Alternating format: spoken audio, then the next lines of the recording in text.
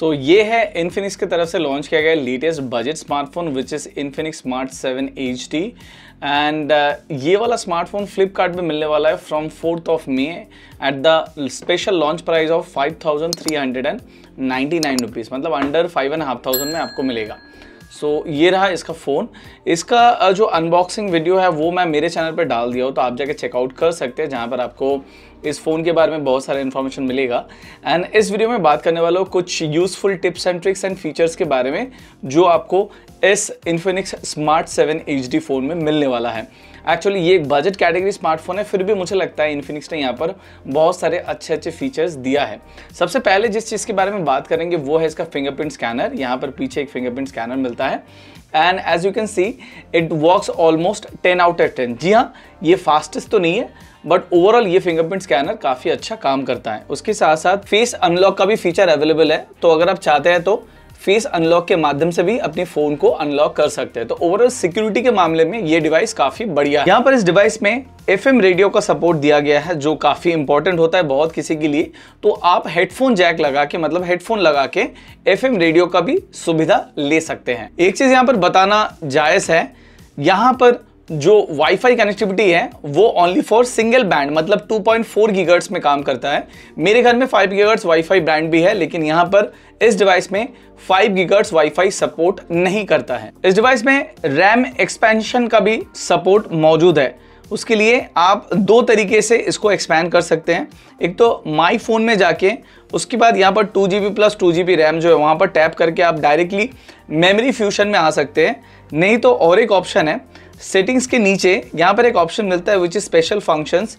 उसके अंदर यहाँ पर मेमोरी फ्यूशन का ऑप्शन दिया गया है, जहाँ पर आप अपने हिसाब से 1GB 1.5GB या फिर 2GB जितना भी GB आप बढ़ाना चाहते हैं वह बढ़ा सकते हैं। तो अप टू आप 2GB तक बढ़ा सकते हैं, मतलब इनबिल्ट 2GB का रैम है, 2GB का मेमोरी फ्यूशन, टोटल आपको 4GB का रैम मिलेगा। डिवाइस में कुछ एक्शन जेस्चर का भी ऑप्शन है, उसके लिए सेम आपको सेटिंग्स पे जाना पड़ेगा।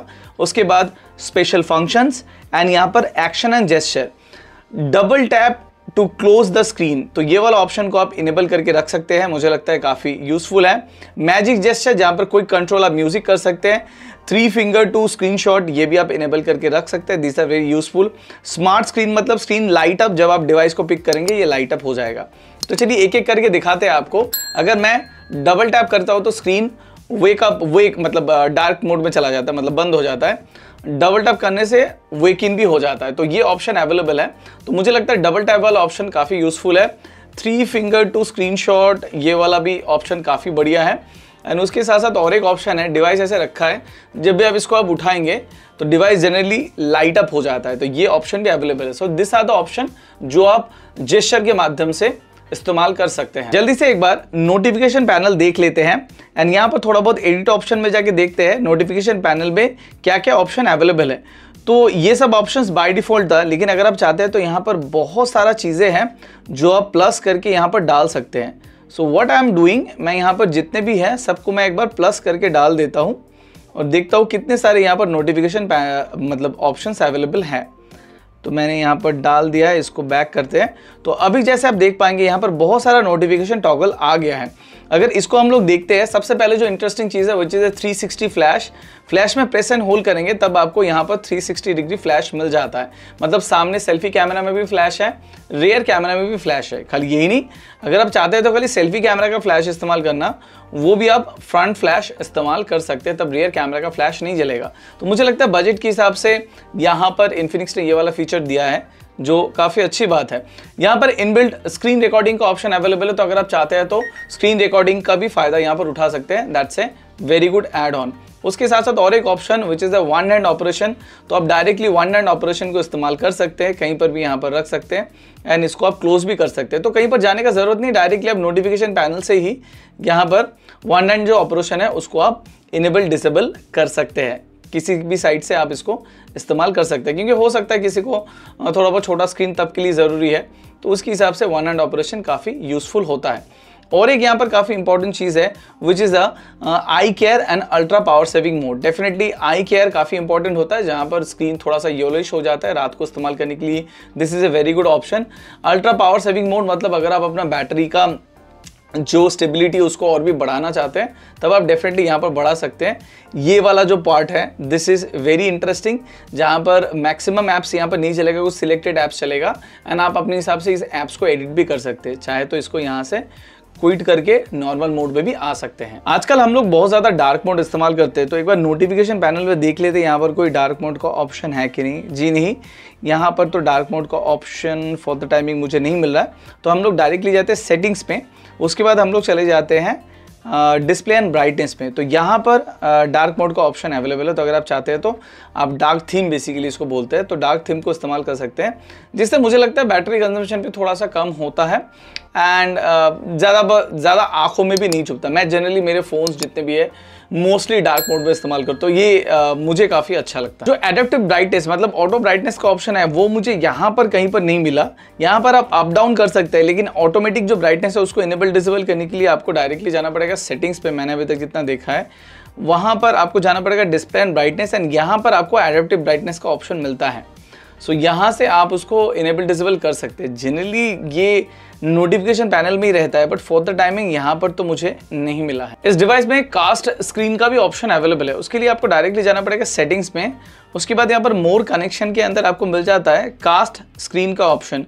सिंपली इसको आपको अंदर जाना है, उसके बाद कास्ट स्क्रीन को ऑन करना है एंड डेफिनेटली वाईफाई आपका ऑन होना चाहिए। उसके बाद आपके नियर बाई जो भी वायरलेस डिस्प्लेस अवेलेबल है, जैसे यहाँ पर एक LG का टीवी अवेलेबल है, तो वो यहाँ पर शो करेगा जहाँ पर आप अपनी स्क्रीन को शेयर कर सकते हैं। तो this option is also available on this device. इस डिवाइस में OTG ऑप्शन अवेलेबल है। अगर आप OTG कनेक्ट करने के बाद नहीं चल रहा है, सिंपली आप मोर कनेक्शन के अंदर जाइए, यहाँ पर OTG को इनेबल कर दीजिए, वो 10 मिनट के लिए इनेबल रहता है।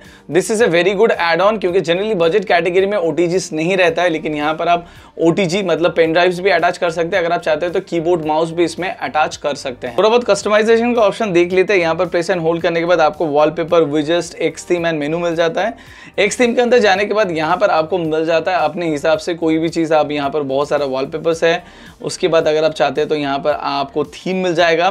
खाली यही नहीं, अगर आप चाहते हैं तो आप खुद से भी थीम क्रिएट कर सकते हैं। जैसे यहाँ पर लोकल दिन में जाते हैं तो यहाँ पर एक थीम है, आप DIY भी कर सकते हैं, डू इट योरसेल्फ। आप खुद से अपने हिसाब से जो थीम्स है वो आप बना भी सकते हैं। मतलब अपने फ़ोन को आप अपने हिसाब से यहाँ पर बहुत अच्छे तरीके से कस्टमाइज़ कर सकते हैं। तो in terms of the customization यहाँ पर आपको बहुत सारे ऑप्शंस देखने को मिलता है। प्रेस एंड होल्ड करने के बाद यहाँ पर मेनू का ऑप्शन है, जहाँ पर आप अपीयरेंस सेटिंग्स को चेंज कर सकते हैं। यहाँ पर कितने फोल्डर्स रहेंगे या फिर कितने ऐप्स रहेंगे स्क्रीन पे, वो आप यहाँ से चेंज कर सकते हैं। मैं जनरली मैक्सिमम ऐप्स इस्तेमाल करता हूँ। उसके साथ साथ अदर सेटिंग्स के अंदर यहाँ पर ऐप ऑटो अरेंज, जिसको आप इनेबल डिसेबल कर सकते हैं।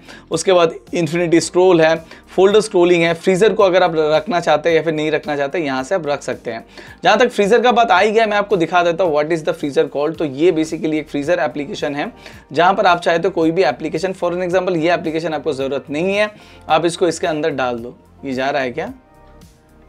अच्छा, दिस ऐप नॉट सपोर्ट। अच्छा, AHA गेम्स नॉट सपोर्ट, मतलब मुझे सबसे पहले इसी गेम को हटाना था, ये नहीं चल रहा है। जो भी है, फॉर एन एग्जाम्पल मुझे ये वाला हटाना है, ये वाला चलता है क्या? अच्छा, ये ऐप भी नॉट अवेलेबल। क्लीनर, ये ऐप भी नॉट सपोर्ट है। अच्छा, गैलरी, अच्छा गैलरी भी not support. For an example मेरे को कोई थर्ड पार्टी एप्लीकेशन यहाँ पर डालना है। ओके, चलो ये वाला एप्लीकेशन यहाँ पर चला गया। तो सब एप्लीकेशन फ्रीजर में सपोर्ट नहीं करता है, कुछ एप्लीकेशन यहाँ पर सपोर्ट करता है। तो ये एप्लीकेशन मेरा डेटा भी नहीं इस्तेमाल करेगा, कुछ भी नहीं इस्तेमाल करेगा। तो फ्रीजर का जो एप्लीकेशन है, उसके बाद अगर इसको आप टैप करते हैं, अच्छा इसको खोल देते हैं, एक सेकेंड में इसको हटाता हूँ साइड में। यार थोड़ा सा स्लो तो है। इसको प्रेस एंड होल्ड करने के बाद उसके बाद आप ओके कर दो, अनजिप हो जाएगा, ये मतलब अनफ्रीज हो जाएगा। प्रेस एंड होल्ड करने के बाद ओके कर दो तो ये फिर से अनफ्रीज हो जाएगा। तो बेसिकली यही ऑप्शन है इसको फ्रीज एंड अनफ्रीज करने का। That's very easy. एंड इसको अगर आप चाहते हैं तो इसको आप रिमूव नहीं कर सकते। तो जो ऑप्शन मैं आपको दिखा रहा था, प्रेस एंड होल्ड करने के बाद मेनू में जाना पड़ेगा। मेनू में जाने के बाद अदर सेटिंग्स के अंदर यहाँ पर फ्रीज़र को अगर आप हटा देते हैं तो यहाँ से फ्रीज़र हट जाएगा। तो फ्रीज़र का एप्लीकेशन इस्तेमाल करना ना करना आपके ऊपर है, लेकिन हटाने के लिए मैंने जो प्रोसेस बताया वही आपको करना पड़ेगा। तो ऐसे आप इनेबल डिसेबल कर सकते हैं। नेक्स्ट जो ऑप्शन है विच इज़ द थोड़ा बहुत इंटरनेट टेस्ट हम कर लेते हैं। मेरे घर में 100 Mbps का वाईफाई का कनेक्शन है एंड ये जो डिवाइस है विच इज़ 2.4 गीगाहर्ट्ज़ में फॉर द टाइमिंग यहाँ पर कनेक्टेड है। अभी देख लेते हैं कि एग्जैक्टली यहाँ पर कितना स्पीड मेरे को मिलता है। ओके, नेक्स्ट कर देते हैं।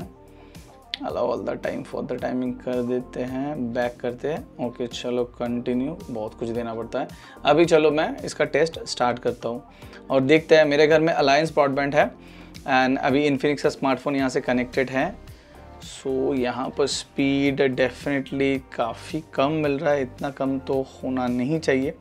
ठीक है, एक बार देख लेते हैं कि कितना स्पीड यहाँ पर आता है। 4.62 Mbps आया है। ओके देखते हैं और क्या है। वाओ, अपलोड स्पीड बहुत ज़्यादा आया है, 21.22 या 23 Mbps। ये सरप्राइजिंग है, जनरली उल्टा होता है।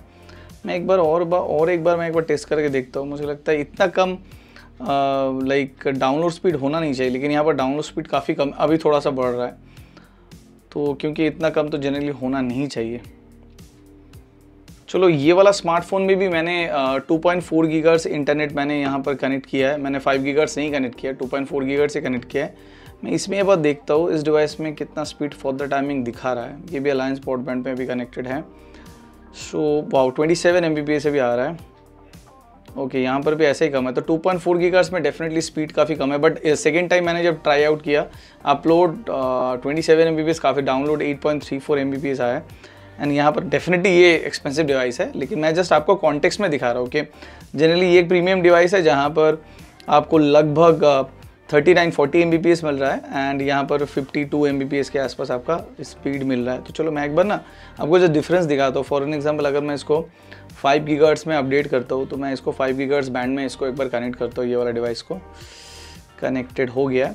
उसके बाद मैं एक बार ट्राई मारता हूँ, देखता हूँ 5 गीगाहर्ट्ज़ में कितना ज़्यादा स्पीड फॉर द टाइमिंग मेरा ब्रॉडबैंड दे रहा है। तब मुझे पता चलेगा चलो बजट फ़ोन में भी मेरे को अगर स्पीड मिल रहा है तो ख़राब नहीं मिल रहा है। तो अभी 5 गीगाहर्ट्ज़ में यहाँ पर 77-78 Mbps, 100 Mbps है, मतलब पूरा 100 Mbps हमेशा नहीं मिलता है। तो अभी लगभग 11 बजे है रात को, तो अभी लगभग अप्रॉक्सीमेटली 90 Mbps के आसपास मिल रहा है। तो डेफिनेटली ये डिवाइस अपडेटेड डिवाइस है, बट मैं जस्ट आपको बताना चाहता था अगर 5 गीगाहर्ट्ज़ होता तो मुझे लगता है स्पीड और ज़्यादा मिलता। देखिए डाउनलोड अपलोड स्पीड लगभग 90 Mbps के आसपास मिल रहा है।